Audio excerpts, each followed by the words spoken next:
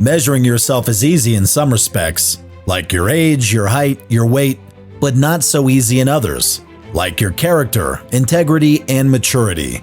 But those are the real measurements we should be focusing on. Your quantitative info doesn't define who you are, it's your qualitative info that does. But growth doesn't just happen. It takes intentional accountability on your part. So welcome to the Measuring Post, a place where we can learn and grow together. Hello, welcome to another edition of The Measuring Post. My name is Joe Massa. I am the host of The Measuring Post, and I have a very special guest once again today. This is a longtime friend of mine, somebody that's going to highlight something she's been dealing with for many years. We'll get into that in just a few moments, but this lovely lady here is Miss Kristal Showers. How are you, Kristal? I'm good, baby. How you doing? I'm doing well. Thank you so much for taking some time to be on the Measuring Post today. I know we've been trying to arrange this for a while, but today all the stars aligned and we get you on the show. They did. Yeah, it worked out. Absolutely. So part of the reason we had some issues scheduling you to be on the show is the exact reason why we're here to talk today.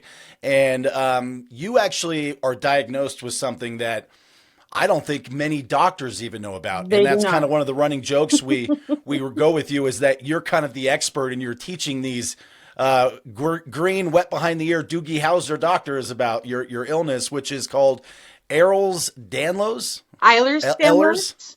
Ehlers-Danlos. Let's go with Ehlers.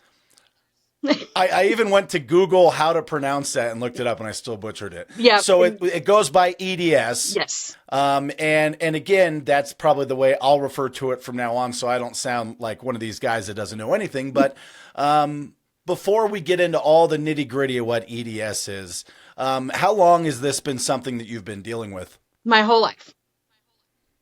So your whole life? Yep. So were you diagnosed really early on, or No. was that something that they didn't really know what was going on? They had no idea what was going on. I actually had to fight for my official diagnosis. I was the one who did the research. They told me that I had fibromyalgia and sent me on my way. And fibromyalgia is absolutely an incredibly real thing. But I think that it is something that the doctors say when they don't know what else to tell you. And that was not good enough for me. I believe that there are many sides to fibro, and I needed more specific answers. So would you consider EDS under that fibromyalgia umbrella, No. essentially?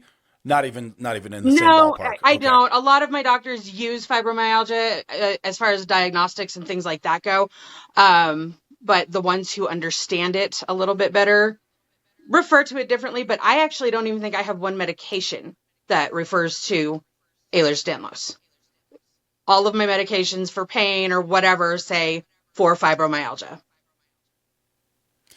Yeah. So again, that's sort of that lack of knowledge on this. You know, what's the amount of people in the world or country, or do you even have this information that are really truly diagnosed with what you have? So truly diagnosed, I'd say, I think I read that it was like 10 million in the whole world.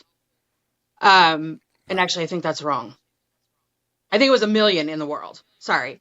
That have an official diagnosis. Now, many people, I believe it's extremely underdiagnosed, and I think a lot more people actually have it. But because it's so difficult to diagnose, I think people are being misdiagnosed.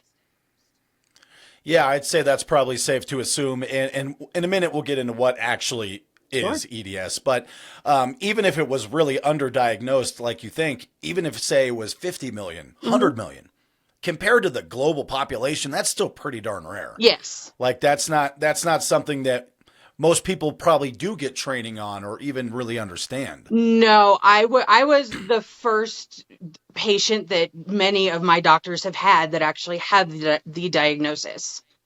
So I have had doctors literally Google in front of me what it is. I mean, that's got to be encouraging, right? Like, oh, I'm in the right hands here. If they actually take the time to Google it instead of just poo-pooing me and sending me on my way, I'd actually rather see that. I'd rather see them at least get a little bit, the Google paragraph than just say, oh, okay, and that's it, bye. So I guess that's the perfect point to bring in the Google paragraph. So what the heck is EDS? What is that all about? What does it entail? What's a day in Kristal Showers' life look Oof. like? All right. So, EDS is a collagen disorder. We have collagen, humans, dogs, everyone, collagen in every little piece of their soul. So from the tip of your toenails to the top of your head, there is collagen in your body.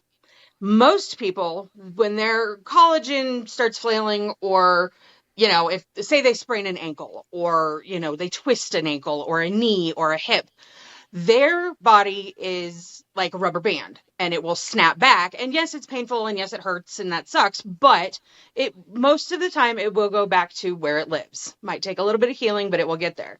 My body is put together with bubblegum. And every single stretch, every single tear, every single thing that happens never goes back to where it's supposed to be. So every time I twist a knee, it makes things worse in my body, and it will not heal. Yeah, and I know that just from being friends with you for so long, like this means a lot of dislocated fingers and Yes. ankles and hips and things. Literally, just picking up a water bottle and your wrist goes, Yep. and then all of a sudden you gotta wait for yourself to feng shui yourself back Yeah. to the right place. Yeah, that's exactly. So I would say a question that would be on my mind if I didn't already know you is how often do you see these like injuries or just displacements of body parts from their natural living habitat? How often do you experience like a symptom? Unfortunately for me, it is daily. Every single day, Yeah.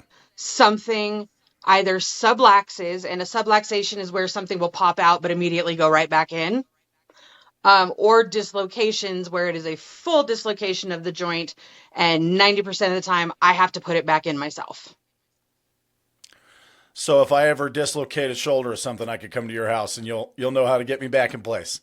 I would try. Well, you know what? I wouldn't even try. If you've never done that, I'm not touching you. It is so painful. You want to go to the Yeah. doctor and get an anesthetic to put that crap back into where it belongs. I would not subject you to that.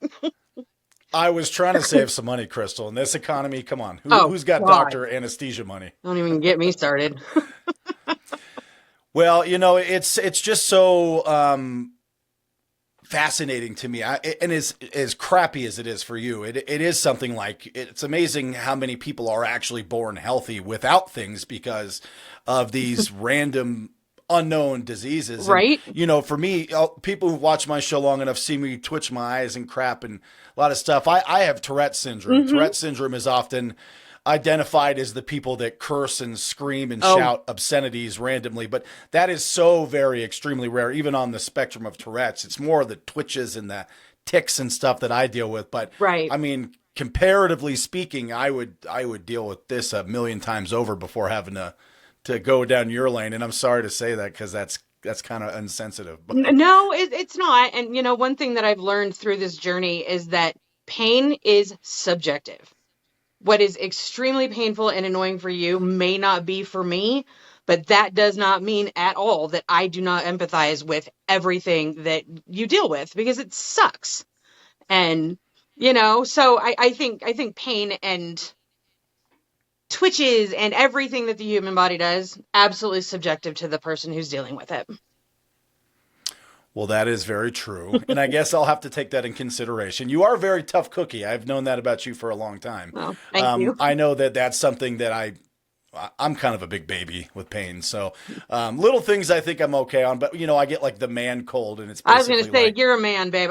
Don't even get me Yeah, started. Bless yeah, your heart, but no. That I do not have yeah, sympathy for man goals. I will go to war for you. But if I stub my toe, I'm out for 6 to 7 weeks. So it's definitely true. We are as tough and rugged as men can be. We're big babies half the time. So is there any sort of treatment that they can give you? Is there any sort of diagnosis or plan in place that can maybe alleviate some of this? So there is no treatment and there is no cure for the type of Ehlers-Danlos that I deal with. Mine is called type 3. And that's just, it's really characterized by the dislocations. I have extremely fair and stretchy skin. I can do party tricks. I mean, I can do all sorts of fun things. But what we deal with is it's the, oh my God, my brain just stopped. Ha! The symptoms of other things that this comes with. Oh my God, I can't remember the word. Oh, it's called comorbidities. That's what it is. And so we suffer, like, EDS in and of itself. It's painful because it sucks, but everything that comes along with it is where we run into the problems. So people with EDS tend to get a lot of migraines. We tend to, there's something called POTS, and that's where you randomly faint. Your heart rate just pops and you faint. There's something called MCAS, and that's mast cell activation disorder, and that's where you're just allergic to everything. So all of us have all these comorbidities that go along with the EDS, which is where the problem comes. EDS in and of itself, not necessarily deadly, not necessarily, well, at least the kind I have, not necessarily a thing. It's all the crap that you get diagnosed with it, if that makes any sense. No, that makes a lot of sense. And Okay. in the word comorbidities, if Yeah. I said that correctly, I'm not surprised you forgot that at all. That's amazing that you even recalled that. But again, I guess it's one of those things when you go through it and experience it daily, it's something that becomes a part of your vocabulary because it Yeah. has to. Yeah. But yeah, I know you got a lot of those side symptoms. I keep saying symptoms. I'm assuming that's the right word That's that right. goes along with your EDS. But even like we tried to do this interview a couple weeks back, Yep. or I don't know, 10 days ago, and in the weather, we're both in Colorado, and the weather here was real crappy and cold and snowy, and Yep. just like somebody that's got old football injuries or arthritis, the temperature can play a factor in how you're feeling Absolutely. for the day. Absolutely. Yeah. It's the barometric pressure, and it doesn't matter if it's going down or up. If there is a large swing, um, imagine the roadrunner running down the street with the anvil that the coyote just dropped on his head. That's kind of how it makes me feel. Like everything is just every single step I take is extremely painful. Some days I cannot walk to the bathroom without having to stop halfway there because of the pain or because of the exhaustion that it causes. So, Yeah, and that brings me to another point. Just because, again, of our history, knowing you and your family, this has had a major effect on like your work life, what yes. you're able to do, your social life, being able to go to friends' birthdays and weddings and things like that. Yep. So, how do you find ways to keep your mind busy, like when you get in these days when you can't move and Mhm. you're just kind of laid up? And then also, I know how you get a lot of your snuggles when your husband Hunter's at work. You got the three grown horse-sized dogs, which are beautiful. What is it? Lola, Linus, and Leroy. Those are my babies. Yeah, so I know you. I see all the snuggle pictures, which are real cute. But sort of a back-ended question on that: do you ever have any issues with the dogs, like being too aggressive, or like not on purpose, but just like Right. bumping into you? Yes. Bumping into me, I get bruises and my skin is so extremely fragile that their hair, if one comes off and sticks perfectly, it will stick into my skin like a splinter. And I have to try to find that and pull it out. So it's a, you know, 1.5 inch dog hair that's literally stuck into my skin like a splinter because I'm so fragile. Leroy is my big baby, and he is extremely cognizant and very, very, very sweet when he lands on me. But sometimes we're just having way too much fun, and we jump all over mama, and we're having a good time. And that's where a lot of dislocations, a lot of cuts, a lot of bruises come from that. But they're pretty good most of the time. It's pretty rare that they do stuff like that. Yeah. So going back to the first part of that question, how do you keep yourself busy when you have days that are So, just I overwhelming? mean, my house is my oasis. I say I'm about 90 to 95% homebound. So I spend all of my time at home. I rarely get out unless I'm going to a doctor's appointment. So my house is kind of turning into artwork. I've been told it's a piece of art. On horrible, horrible, horrible days when my brain does not work, I just watch movies and hang out with my dogs, and that's literally all I do. On days I feel somewhat good, I I have ideas of things that I'd love to do around this house and things that I want to see and all that stuff. And then on really good days, I do projects. Painting things. I like to refinish furniture. I rearrange my house daily. We have a library in our home that we created, so I love to read books. Hunter and I both collect books. There are puzzles. There are stupid games on your phone that I can play. I mean, honestly, anything. If my brain is working but my body is not, anything to take my mind off it. Anything at all, whatever it be, and puzzles or drawing, games, all that stuff. And then on good days, I do lots of things. So it just depends. And I do love your house, and I would agree that artwork is a perfect word for it. So if you're watching and you see behind Kristal, it's very bright. It's got the lights and the rainbows, but there's a whole different side of Kristal. She's like the skull master and the Halloween queen, and you like a lot of that sort of dark and spooky, but you also have this very preppy bubblegum side, which I love because there's just like, it's like the night and day of Kristal. You're Yep. so vivid, and then you go to a different room and it's like you're in a Tim Burton movie. Yes. And I love it. Yes. Our library is extremely gothic. There are skulls and pumpkins and skeletons all over the place. And I actually have 2 life-size skeletons having a tea party in the middle of the room just because it's fun. And if it's fun, I'm going to do it. I'm that person that when you were 13 years old and you just did whatever you wanted in your bedroom, I never grew out of that. I tried once. Hated it. Yeah, growing up is underrated or Uh-huh. overrated, I should say. It's Yeah. overrated, yeah. Yeah. Yeah. So, how does Hunter feel about all the home additions? And he's a good sport. I'm just He putting him on the is. spot a little bit. One of my favorite things about him is that he is incredibly supportive of the crap that I do, the crap that I deal with. He's incredibly supportive of me as a whole, which is that I'm a lot. So bless his heart. He also has an incredibly beautiful creative side. So if I'm going to do a project, I will always ask his opinion because he may add something that I hadn't even thought about.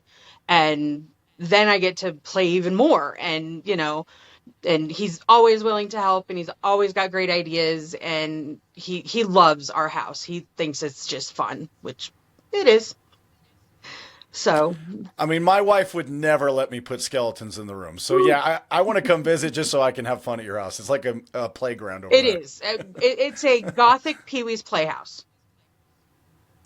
That's actually, I think I'm going to get you a sign made now. That's beautiful. Well, and That's a Hunter good also one, collects Dottie. Stephen King novels. Oh, well, Stephen King, anything. He loves Stephen King. So that's why we decided to do a library, and that really led to the whole, the whole feeling of the library is Tim Burton, Stephen King based, if you will. You need to get one of those Murphy doors where you can like pull one book back and then like the magic door We pops want open. one. We don't have anywhere to stick one, but I want a Narnia door somewhere. That would just be awesome. Yes, that has definitely been on my bucket list for many years. Since I was a little kid, I've wanted a Narnia door / So fun. something to fold away or open up that no one knows about. And, Absolutely. And then I would never even use it just because, like, Oh, what no. am I going to do in there? But I just want it. Yeah, I just want one. I actually, I would turn my pantry into one if I could. You have to go over there. Sorry, my big one is about ready to try to jump up on us, and if he does, you'll get a lovely visual of him and probably me screaming. Leroy, you got to hang on, buddy. We're still Leroy. working. I'm sorry. I love the pictures. And what's the hashtags you give for all the dogs? So, There's Life with Leroy Lola. is for the love of Leroy.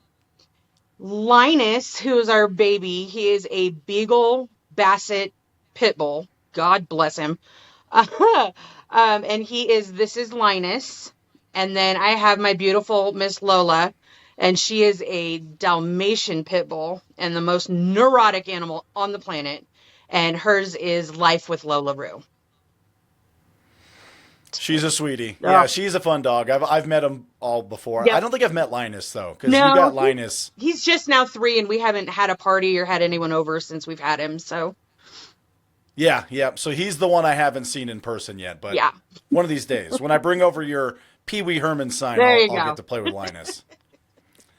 So just going through, your day, and like obviously some days are much better than others, and some days are a complete shit show, for Yeah. lack of a better word. How do you stay positive through all this? I mean, you're always such an upbeat soul, and I know you obviously struggle, and you have days where it's like, I'm not going to do anything today. But Yeah. every time I get to talk to you, it's always, hey, baby, hey, love, how are you? Everything's great, and you're just this big positive ball of energy. And how do you do it? work. It takes a lot of effort. I have a very strict rule for myself. I also suffer with bipolar disorder, and so I know how low and how bad I can get if I let myself. So my rule is I am allowed to feel crappy for 3 days mentally. If I go past 3 days of being depressed, angry, sad, down in the dumps, whatever, I contact my psychiatrist and say, okay, this is where we are, because if we hit day 5, we're going to have a really hard time getting out of this, and I will have a therapy session or, something like that. My friends and family are absolutely incredible when it comes to things like that. And especially my mother. God bless my mother. I will just call her and say, I need my mommy. And I don't care if we talk about toenail clippings, but something will pull me out of my crappy day or whatever I'm dealing with. My hardest time is when I have really bad diagnoses. 3 days. I give myself 3 days to feel sorry for myself. And after that, put on your big girl pants and get over it. So there is meditation and breathing exercises, music therapy. Music is God. Music and art and books, and I find something that I love. Bro. Sorry, the big guy's whining at me. No worries. One of my previous episodes, I had to remove my dog. I have Bowser, who's a puggle, and she's old lady now. Yeah, she's old now. She's like 13 and a half, but she snores. And as she's getting older, it's just, and she'll sit on the side of the room. I'm like, what is going on with you? You're not even moving, and just staring at walls. And she's starting to show her age a little bit, which is sad, because I know, if you've owned a dog long enough, when they get to that sort of peak, it's a quick downslide. And I hope that's not coming too quick, but I can definitely understand the loud and needy dog. So no apologies needed for that. So just being, and first of all, going back before the dog talk, I love that rule about the 3 days. I think that's really important, to give yourself like a hard line in the sand where you say, okay, I know this is going to come. I'm going to have these rough days and bad patches of emotional and physical feelings, but we have to put a cap on it. Otherwise you go too far, and then again, it's really hard to get out of. And I've been blessed to not have to deal with bipolar on a personal level, but I've had a lot of family and friends that have dealt with it. And I know how devastating it can be. And it ravaged my cousin, and he was not so much the down, he was the up. He was the manic side. Oh yeah, I do. But I've also had friends who were really on the down side of that equation. And do you find yourself going depression more than you do manic? I have pretty darn good swings. I think that they're fairly even keeled for me. I've been dealing with that part, for God, I think I was diagnosed when I was like 15, and it took a very long time. I had an incredibly low full-on mental snap in my 20s, and I had to figure out how to get myself out of it. Nobody was going to do it for me. And I lost a lot of friends, and I could not deal with myself. So I had to learn coping mechanisms. I had to figure it out for myself how to do this, because no one's going to do it for me.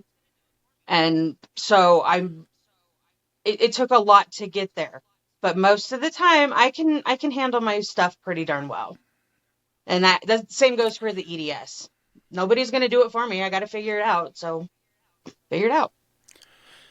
Yeah, and I think it's really nice to hear somebody's perspective like that about how they cope with something so daunting. But it's also like a stark reminder that unfortunately for the most part people can't do things for you. You have to Yep. figure it out yourself. And whether that's mental illness or physical handicap, disability, or even something like addiction or something, like at some point you have to be the advocate for yourself and you Yep. have to be the one that steps out of that darkness yourself, because we can give you all the encouragement and advice in the world, but if you don't use it or apply it, for a better word, it doesn't matter. It's Right. just words that don't mean anything. Yep, exactly. So not that the words don't matter, but because I would like to get your words, what would you tell somebody dealing with something of this magnitude, whether it's EDS or something at all that really there is no cure for, there is no real treatment plan for? You know, What words of wisdom would you share? I'm kind of the hard love person when it comes to things like that. And again, it's you have to figure it out.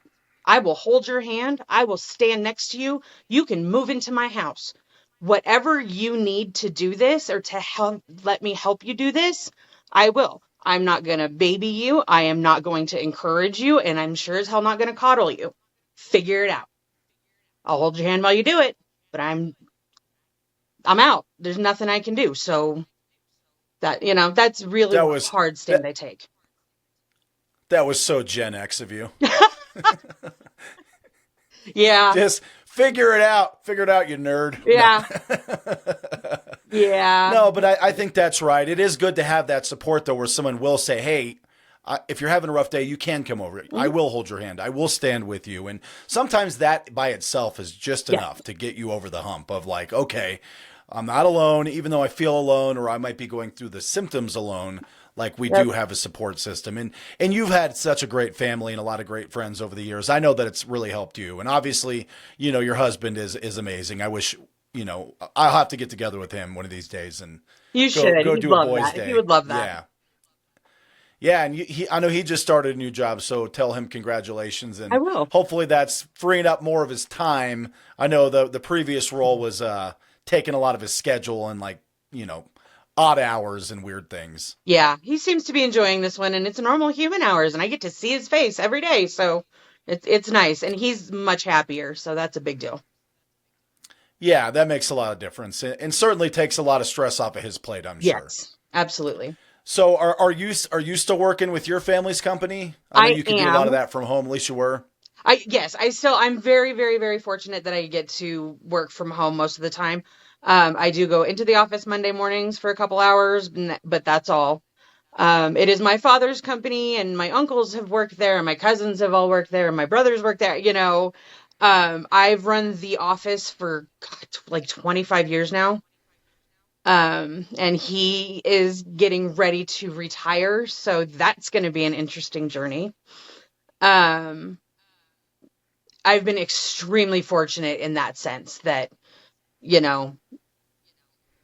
there's a lot of support there with the things that I go through. And if I'm having a bad day, it's okay. And we all kind of deal with it together, which is very nice.